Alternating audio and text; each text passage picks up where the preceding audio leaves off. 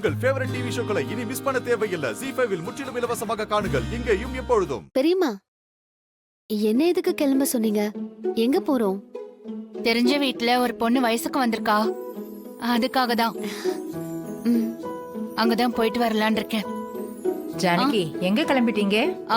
அத்தை, நம்ம சுப்பிரமணியம் இருக்காருல்ல, ஆமா, அவரோட 2வது பொண்ணு வயசுக்கு வந்திருக்காளாம். ஓஹோ. அதான் கூப்பிட்டிருக்காங்க.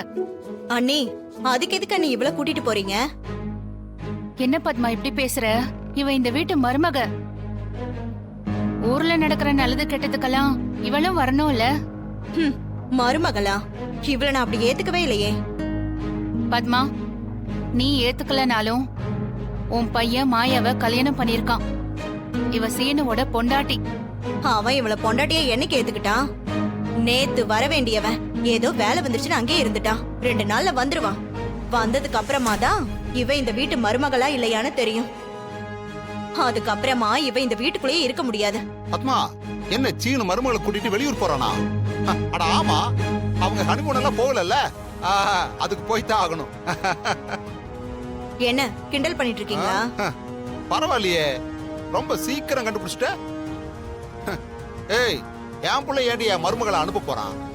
மாமா, அதெல்லாம் சீனு என்ன அனுப்ப மாட்டான்.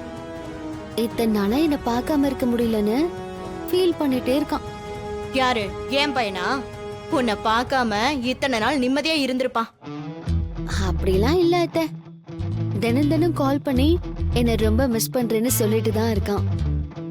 இப்ப கூட சீக்கிரம் வர முடியலையேன்னு எவ்வளவு சாரி சொன்னான் தெரியுமா? ZEE5 ஆப்பை டவுன்லோட் செய்து அனைத்து எபிசோடுகளையும் இலவசமாக பாருங்க.